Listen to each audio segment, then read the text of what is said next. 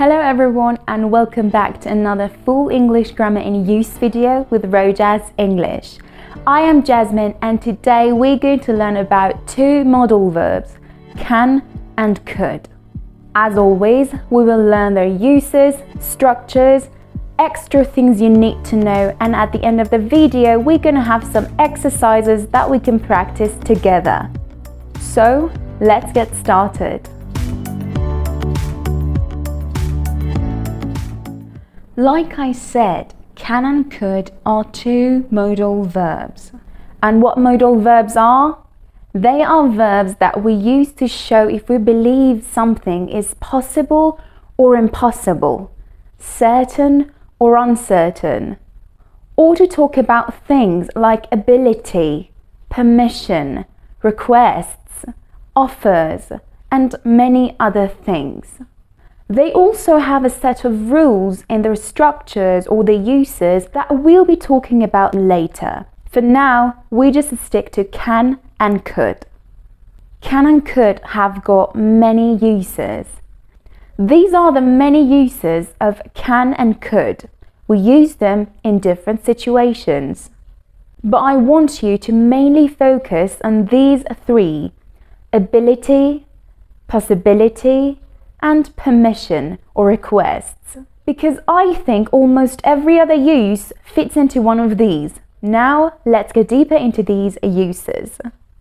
The very first use of can is ability. We use can to talk about present ability, the abilities we've got in the present time.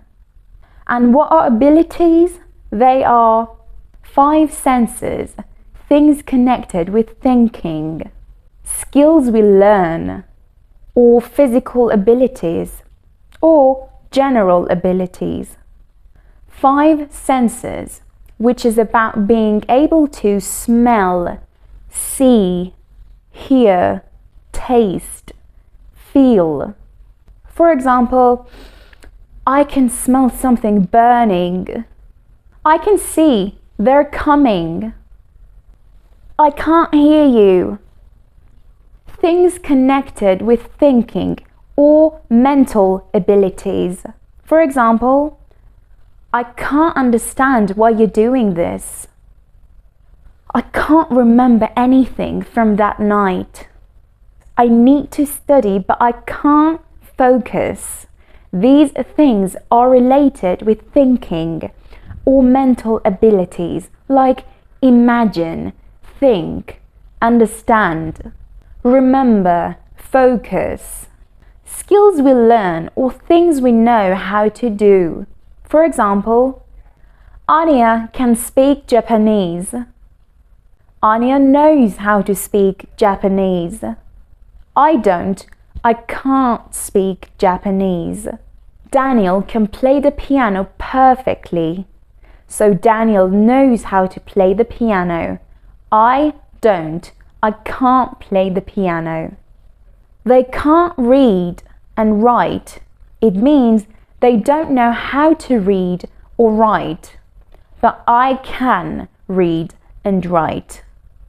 Skills are also our abilities, things we can learn or we can do, like speaking another language or dancing, singing, knowing how to play an instrument, and things like that. Or physical abilities.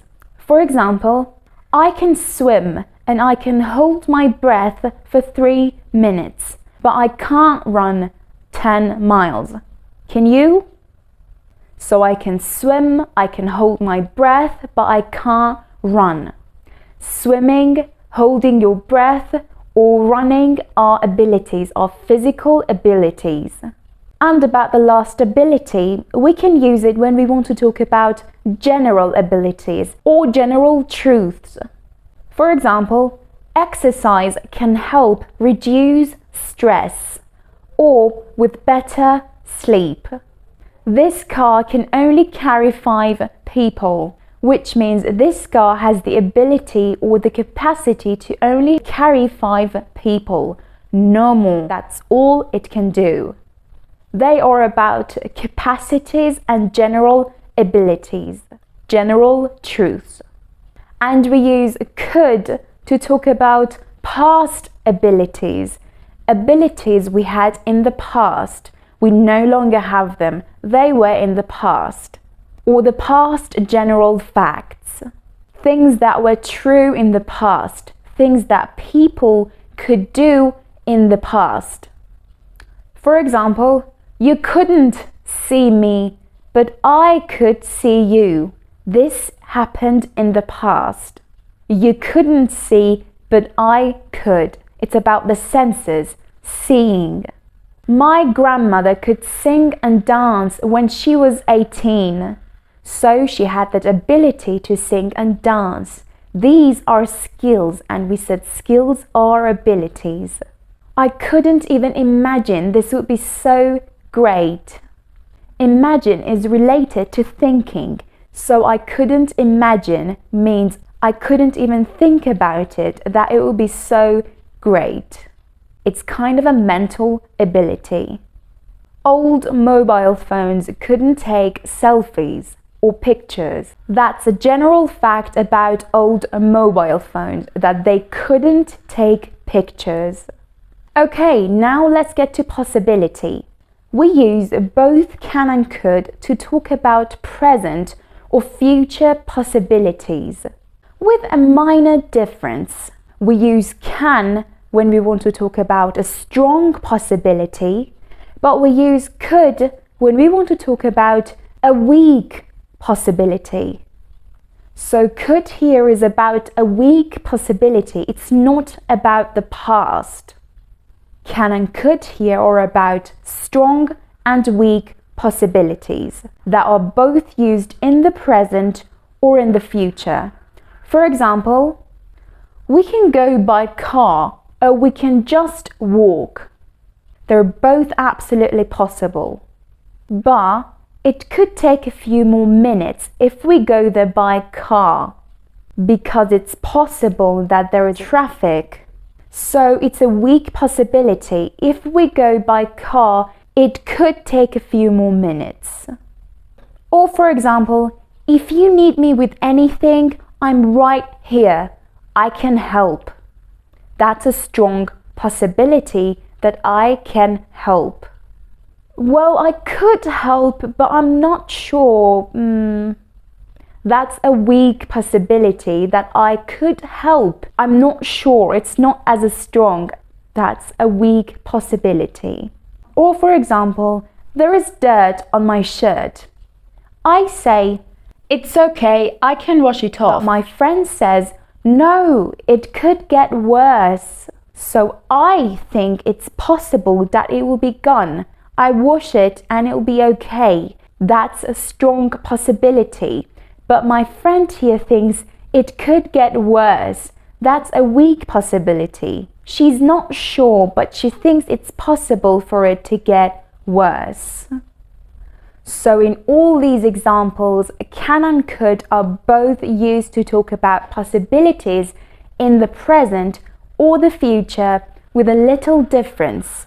Strong and weak possibilities. Strong for can, weak for could. We use can or could to make requests, but here in this situation, can and could are not about a strong or weak requests. They're about formal and informal requests. And here, could is also not about the past requests. So we use can when we're informal, but we use could when we want to be more formal. For example, can you write it for me?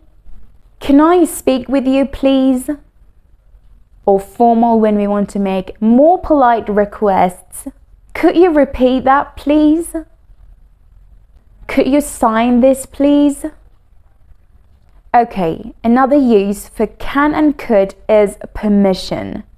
Permission and requests almost always come together, because one person is asking, is making a request, and the other is giving the permission.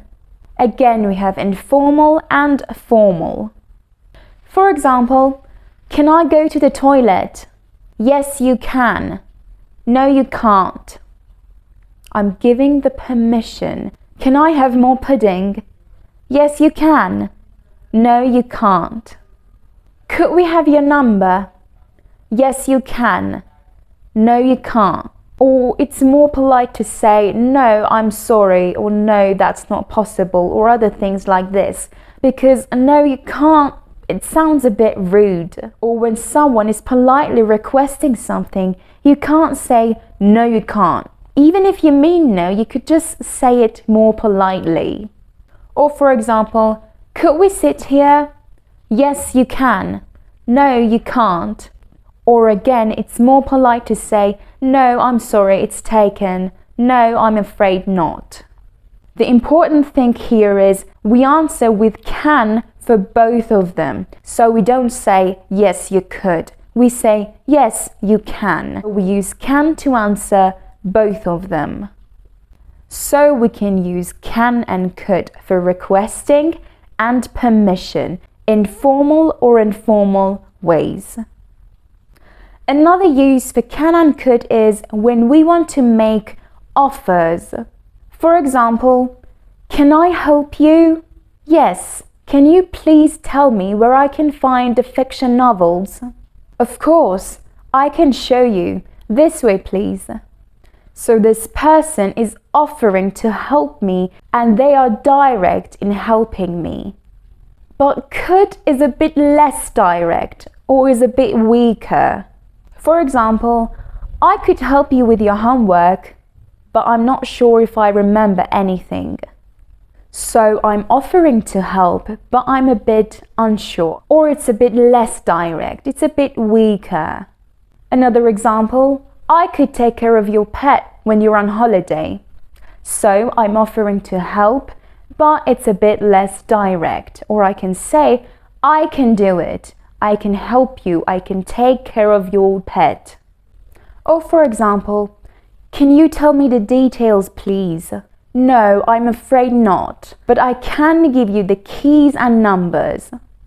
So the first person is requesting something. They want to know more. They want to know more about the details, but the second person is offering something and they are direct about it. And the last use we have here is suggestion, when we want to suggest doing something. And for that matter, we use could. We do not use can. We use could for suggestions. For example, it's summer and I'm bored. I don't know what to do. Well, we could go swimming or we could just stay home and watch a good film. Okay, now let's get to the structure. However, I think you already know how it is used, but there are some other things you also need to know. The structure is pretty simple. We've got affirmative, negative, and the question form. For affirmative, we have subject plus can or could plus main verb, and that main verb is in its base form, or bare infinitive, an infinitive without to. For example, I can cook. I could cook. She can dance. She could dance. We can go. We could go. And no changes happen to any of the subjects. They're all the same.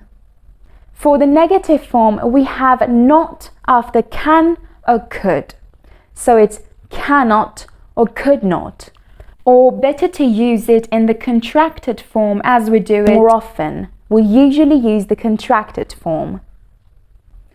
Can't, can't, couldn't, couldn't. For example, you can't sing. You couldn't sing. He can't do it. He couldn't do it. They can't leave. They couldn't leave. It's also correct to say could not and cannot, but we often use the contracted form, can't and couldn't. And for the question forms, again we have yes or no questions, WH questions. For the yes or no questions, we only bring that can, could, can't, couldn't at the beginning of the sentence. For example, could I speak with you? Can I tell you something? Can't you do it? Couldn't you just say no? And for WH questions, we only add a WH question word before the yes or no question, before can, could, couldn't, or can't. For example, how can I help you?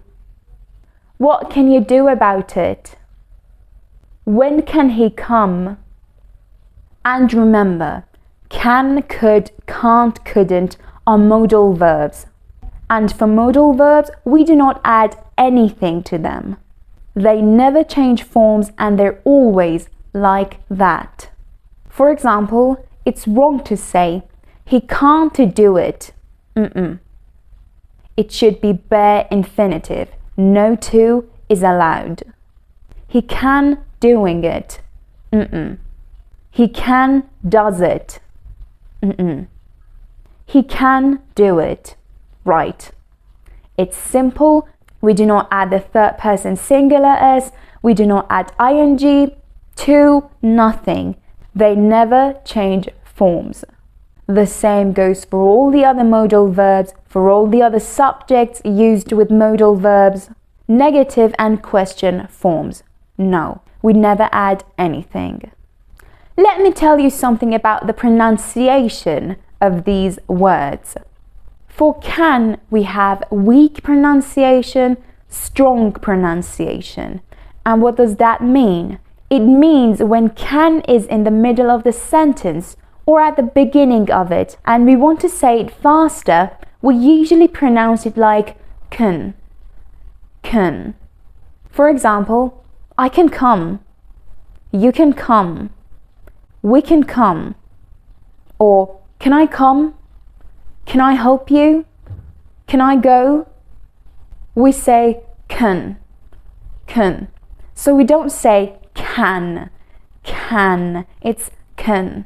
It's weak. You don't hear that can. Can I come? I can come. Of course, if you want to emphasize on your word can, you say it strong, can, like that. But when you want to say it faster, you say can. And we have a strong pronunciation when it's at the end of the sentence. For example, can I come? Yes, you can. Yes, we can. Yes, they can. And for the negative form, can't, we don't have a weak or strong pronunciation. In British English, it's can't. In American English, it's can't. But if we want to say it faster in British English, we usually do not pronounce that T. So for example, I can't come, you can't go, we can't tell. We usually do not pronounce that T when we want to say it faster. And for could, we just don't pronounce that L. L is silent here. So we say could. It's not could, it's could. I could come. He could help. It could help. And for couldn't, well, it's just couldn't. Now let's practice together. Okay, so fill the gaps with words can, could, can't, and couldn't. My sister read when she was 7. Right. My sister could read when she was 7. We have was here, so it's an ability in the past, so it's could. Darling, we pay for that. You know it. Great. We can't pay for that. It means we don't or we didn't have enough money to pay for that. I had a bad stomachache last night. I eat anything. Correct. I couldn't eat anything. I had a back stomachache last night. Hadn't last night shows that it's about past. It happened in the past. Your grandfather is 95 years old, but he run really fast. Great. He can run really fast. It's about a physical ability, and it's about the present time. I was thinking maybe we eat out tonight. Maybe we could eat out tonight. So I'm offering to eat out. Daddy, I have an ice cream, please? No. Great. Can I have an ice cream, please? It's about requesting. No, you can't. It's about permission. Great, you did it. So remember, can and could can be used in many different situations. And you don't necessarily have to say if it's a permission, if it's an offer, if it's about ability, because they can be used in many different situations, and in some situations it could mean ability or permission at the same time, or in another situation it could be an offer or suggestion at the same time. It doesn't matter. Just make sure you use them correctly. And as always, try to make your sentences write about the abilities you have now or you had in the past. Think about some possibilities and write them down. Make offers, requests, suggestions. Just try to make your sentences. If you want to practice more, make sure to subscribe to our Telegram channel. If you've got any questions, please do not hesitate to ask us on our Instagram pages, rojus.english, rojus.ielts. If you like this video and you would like to learn more, please hit that subscribe button. Thank you all for watching. Have a great day.